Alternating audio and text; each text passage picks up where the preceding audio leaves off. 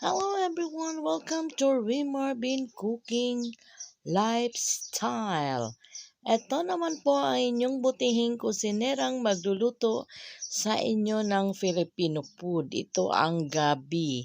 Ito ang ating gabi, fresh. Una nating gawin is hiwain natin ng parang isang dangkal. Tapos atin yan siyang balatan. Kailangan pag naghiwa ng gabi is wag daw tumawa or hugasan muna kasi kakati. Pero depende na rin yan sa inyo kung talagang makati ang pagluto. Ayan, una natin gagawin, iwain natin ng ganito. Pero depende sa inyo kung paano ang paghiwa nyo. Ako ganito ang gusto kong paghiwa. Yung iba bago binabalatan, bago hiwain is binabalatan muna. Kailangan matanggal yung kanyang outer skin kasi pag hindi natin tinanggal yan at niluto is talagang makati ang ating gabi. Ang iba naman sabi nila kahit anong try nilang magluto is talagang makati silang magluto. Ako, how many times na rin ako nagluto, hindi naman makati. Ayan, continue ng ating hiwain. Tapos, ganito ang pagbalat niyan. Kailangan ang outer skin is talagang matanggal para hindi makati ang pagluto. Sa hindi pa nakasubscribe sa ating channel, just click the subscribe button and notification bell para always ma-notify sa ating mga uploaded video. Mga amigas idibientes. Ayan, continuous lang ang ating pagbalat sa ating gabi. Masarap ito lalo na pag ang kanin is fresh din. Yung bagong ani bala tapos mainit-init pa ang ating kanin na kainin. Ayan, talagang sa probinsya ganito. Ayan, continue lang ang ating pagbalat. Ayan, pagkatapos nating nabalatan ang tangkay, ang roots naman ang ating hiwain. Ayan, ganyan lang ang paghiwa natin ng roots. Malalaki ang paghiwa ko. Tapos, yan, mamaya parang maglagkit-lagkit yan siya pag naluto. Masarap. Tapos, lalagyan natin siya ng tuyo or daing. Depende kung anong halo. Lalagyan nyo ng bagoong alamang. Ayan, pagkatapos nating nahiwa at nabalatan, ako ilalagay ko muna sa pressure cooker dahil gusto ko malambot na malambot ang gabi. Kumbaga less time kasi kung ilalaga pa natin masyado, talagang mag-effort tayo sa time. So akin, ilagay ko na lang sa pressure cooker para madali. Tapos ito ang ating tuyo, ang ating mga sangkap. Asin, paminta, granules, at saka ang ating gata. Ayan, may paprika, ginger, garlic, and onion, of course. Ayan. Ayan, ganyan na. Pag kumukulo na yan, pag nag-asipol na siya, doon natin siya uurasan. Pero ito naman kasi is mabilis lang.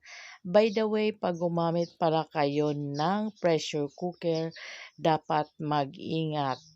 Bago natin buksan ang pressure cooker, i-release muna natin yung kanyang init para hindi kayo madisgrasya. Ayan. Pagkatapos nating nalaga ng mga 10 minutes, ilalagay na natin yung roots. Tapos yung ibang mga pampalasa, yan idagdag na natin. Yan talaga ang kagandahan sa pressure cooker kasi mabilis lang natin lutuin. Less effort. Ayan. Tapos, isusunod natin ang ating mga granules.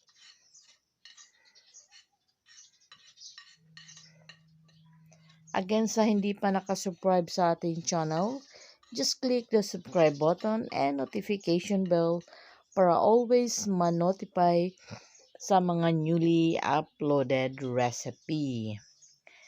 Ang masasarap na recipe, Filipino mix recipe ang ginagawa ng inyong kusinera. Ayan, after nating nalagay ang spicy at saka yung taro roots or yung gabi mismo, yung laman niya, atin siyang i-pressure cooker ulit ng 5 minutes. Ayan, bali 5 minutes lang yan siya kasi mabilis na lang.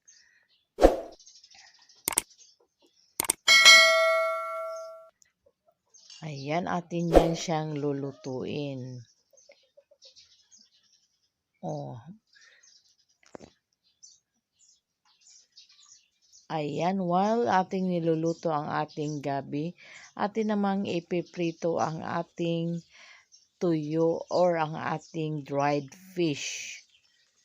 Ang ating dried fish came from all the way from Negros Occidental. May nagbigay sa inyong lingkod. Ayan, after 5 minutes, ayan, natanggal na natin ang pressure ng ating cooker. Atin na siyang nabuksan at atin naman siyang halu-haluin. Ayan, malambot na siya.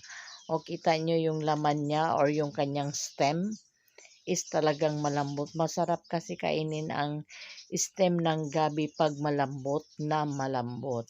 Ayan, then isusunod natin ang ating piniritong tuyo. Yung iba, ang tuyo is iniihaw nila. Pero ako, pinirito ko na lang. Ayan, para may lasa ang ating ginataang gabi. At sa puntong ito, ilalagay natin ang ating gata. Ang ginamit kong gata is nasa can. Dahil wala tayong fresh na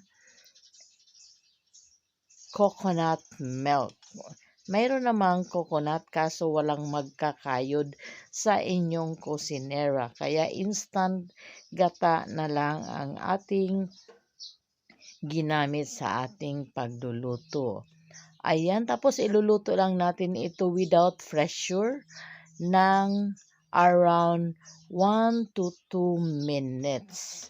Pakuluin lang natin ng ilang sandali at pwede na nating iserve ang ating ginataang gabi.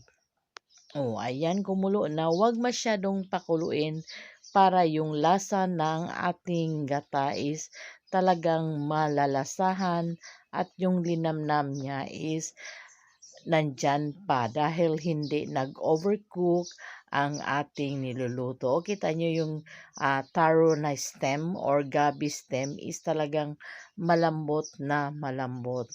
Ayan, sa puntong ito, titikman natin ang lasa kung okay na. Para kung hindi naman is madagdagan natin. Ayan. O, di ba?